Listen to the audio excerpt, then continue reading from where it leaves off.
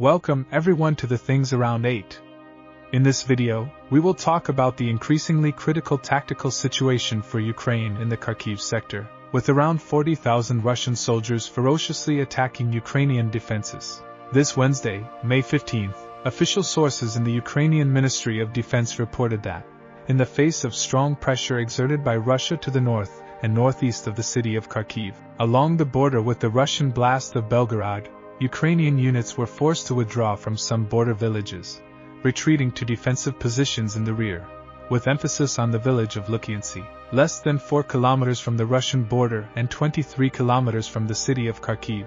According to reports arriving from the front line, the Ukrainians retreated from that village, establishing themselves slightly further south, in defensive lines that had been prepared since September 2022, when the Russians were expelled from the region. In Vovoshansk, the largest border city under Russian attack, with 17,000 inhabitants, the reports, videos and images that arrive indicate that the Russians already control the entire north and some areas of the city center, including the hospital. Russian advances therefore follow 3 main axes, with one towards Vovoshansk, another towards Lipetsk, and a smaller one against Chopin. The Vovoshansk and Lipetsk axes appear to be now bifurcating, with Russian elements apparently seeking to unite both lines of advance. By doing so, the Russians intend to create a united front, facilitating the accumulation of forces and making it even more difficult for Ukraine to predict the next steps of the Russian offensive in the region. All of these advances are leading Ukrainian forces to make extensive retreats to defensive lines that, according to local sources, have been reinforced for several months, with this work intensifying since the start of the Russian offensive on May 10th. The exact number of Russian forces involved in this offensive is not known, with estimates hovering around 40,000. A number that, if it is real, indicates that Russia intends to expand that offensive, with some sources saying that the next step could involve opening a new axis of attack further northwest against the city of Sumy.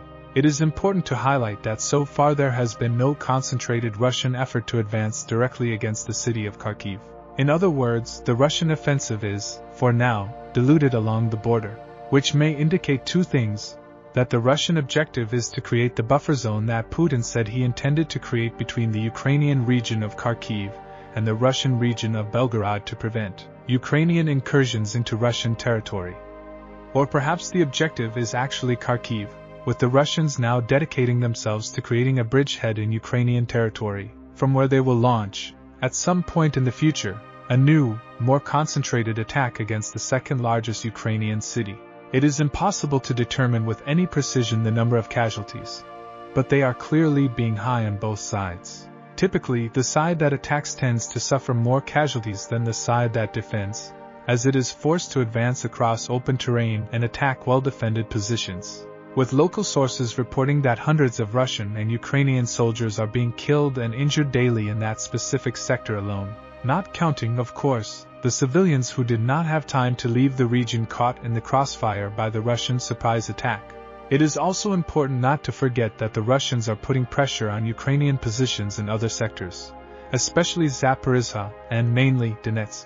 In Zaporizhzhia, Russian sources claim that the city of Robotyne, liberated by Ukraine in July 2023, right at the beginning of its failed offensive, was again occupied by Russia, forcing the Ukrainians to retreat further to the north. But of all the active sectors, the most intense remains that of Shaziv Yar, west of Bakhmut in Donetsk, with the Avdiivka sector to the south following close behind, as the Russians tried to maintain the pace of advances after the conquest of that city. According to several analysts who followed the conflict, this entire Russian effort in Kharkiv could, after all, be just a diversionary maneuver, with the Russians trying to force Ukraine to weaken its positions in the Shaziv Yar and Avdiivka sectors. These are, according to these analysts, Russia's real objectives for this phase of the conflict. As I mentioned a few weeks ago, in some videos here on the channel, this strong Russian attack that we are seeing now, both the offensive in Kharkiv and the reinforcement of attacks in Zaporizhzhia and in the Avdiivka and Shaziv Yar sectors, in Donetsk, represent a Putin's attempt to take advantage of the fact that Ukrainian weapons and ammunition deposits are still at very low levels. After 6 months of delays in approving the $60.8 billion military aid package, Ukraine practically ran out of ammunition, which was, in fact, what allowed the Russian conquest of the city of Avdiivka. But now, with the package approved, Putin knows that Ukrainian stocks will soon be full again. And that's why he knows that this is the right time to move forward with everything he has available. Putin's objective in all of this is quite clear: to occupy as much ground as he can until American weapons reach the hands of the Ukrainian defenders.